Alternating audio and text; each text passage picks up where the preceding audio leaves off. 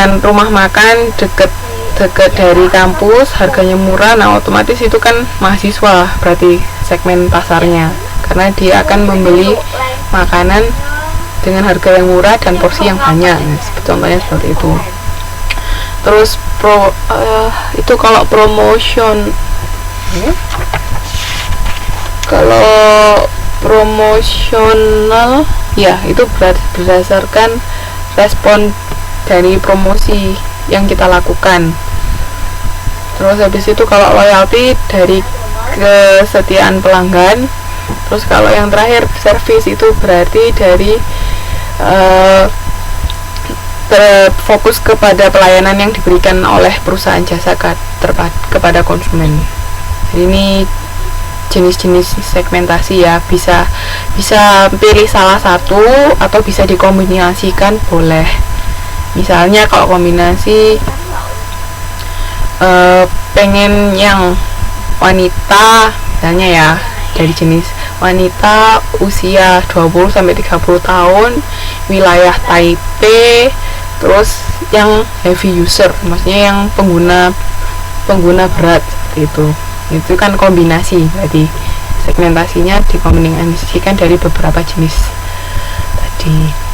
Nah terus faktor sampai sini ada mau ditanyakan dari jenis-jenis segmentasi?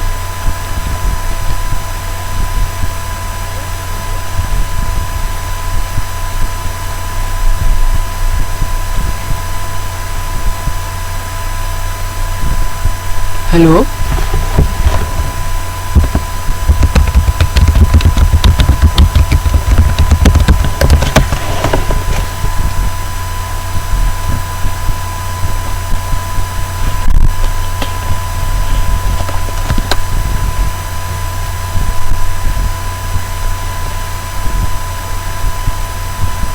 Halo?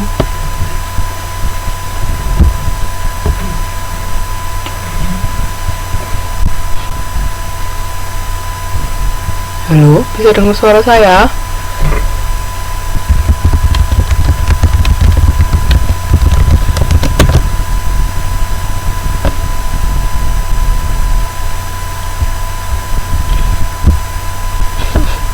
Maaf ya.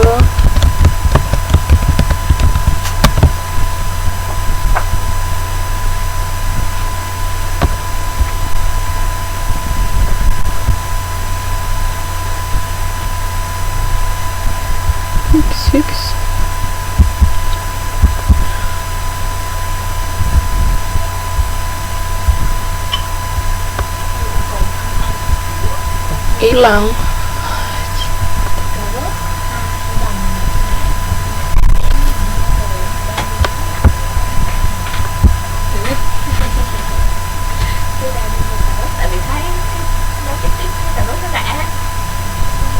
Oke, saya lanjutkan dulu ya.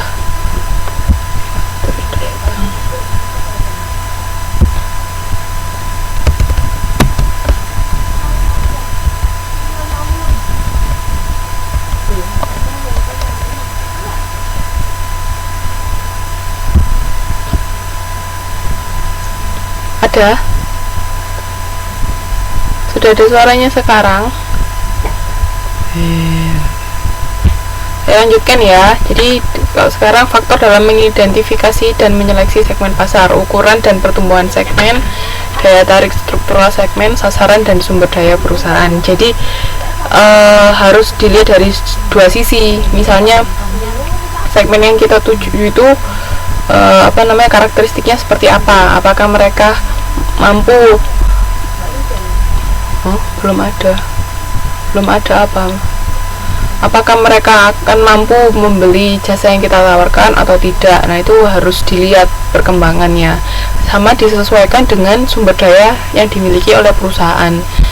Jangan sampai kita misalnya mau sasarannya seperti ini, tapi pada akhirnya kita nggak bisa memenuhi kebutuhan pelanggan karena sumber daya yang dimiliki perusahaan nggak ada. Misalnya salon sasarannya kan pasti wanita, kebanyakan wanita. Nah bukanya di hari Minggu, di hari Minggu misalnya dari sisi konsumennya sangat banyak, dari demandnya banyak kan, banyak yang datang di hari Minggu, tapi tenaga yang motong rambut dari yang perusahaan sediakan itu nggak bisa memenuhi. Akhirnya orang-orang jadi pada ngantri, udah gitu ngantrinya lama. Nah otomatis kan nanti pelanggan jadi kecewa kan, aduh ini apa sih kok sudah nunggu lama, capek orangnya gitu, karena orang yang motong tadi nggak banyak. Nah nanti bisa-bisa pelanggannya mbak-mbak akan kabur, akan pindah ke perusahaan pesaing yang misalnya akan memberikan pelayanan yang lebih bagus, juga lebih cepat, nunggunya nggak lama. Nah itu harus diperhatikan, jangan sampai seperti itu, jangan sampai sumber daya yang dimiliki nggak bisa memenuhi keinginan pelanggan. Bisa udah Tahu mati nyala. Terus habis itu keterbatasan dalam melakukan segmentasi pasar, beban biaya yang lebih besar. Kenapa kok biaya yang dikeluarkan besar? Karena biasanya memerlukan penelitian terlebih dahulu. Jadi penelitian terhadap konsumen, misalnya mbak-mbak mau buka restoran, konsumen yang ada seperti apa, itu harus diteliti terlebih dahulu. Makanya memerlukan biaya yang cukup besar, terus memerlukan komitmen perusahaan, sama menyediakan informasi yang umum bukan individual. Jadi informasi secara garis besar, akan konsumen secara garis besar, nggak bisa tahu secara individu. Misalnya si ini pinginnya seperti ini pinginnya seperti ini, itu nggak bisa. Kalau segmentasi biasanya langsung mencakup konsumen secara keseluruhan. Terus habis tadi kan segmentasi, sekarang pasar sasaran. Pasar sasaran itu kumpulan pembeli dengan kebutuhan atau karakteristik serupa yang akan dilayani perusahaan. Nah tadi kan mbak-mbak kan membagi konsumen dalam beberapa kelompok kan. Nah setelah membagi-bagi tadi, mbak menentukan misalnya kelompok mana yang akan menjadi target perusahaan. Ini namanya targeting ya. Tadi kan segmentation, sekarang targeting, terus nanti yang terakhir positioning, itu namanya STP. Kalau di pemasaran harus diingat-ingat, STP itu sangat penting di segmentation, segmenting, targeting, sama positioning. Nah pasar sasaran ini yang namanya targeting. Jadi setelah membagi konsumen ke dalam beberapa kelompok, akhirnya perusahaan menentukan kelompok mana yang akan menjadi tujuan perusahaan untuk dipenuhi kebutuhan mereka itu tadi. Jadi ini kan kumpulan pembeli yang akan dilayani oleh perusahaan definisinya. Nah 3 strategi perusahaan dalam menentukan target pasar, yaitu undifferentiated, differentiated, sama concentrated marketing. Itu seperti apa?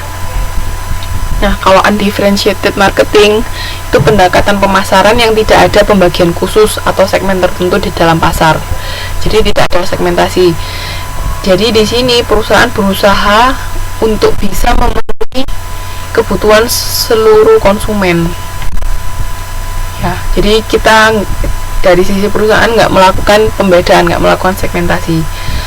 Jadi berusaha semua, mau dari anak kecil sampai orang tua, cowok, cewek, itu semua berusaha dipenuhi oleh oleh perusahaan. Jadi ini bauran pemasarannya ke seluruh konsumen.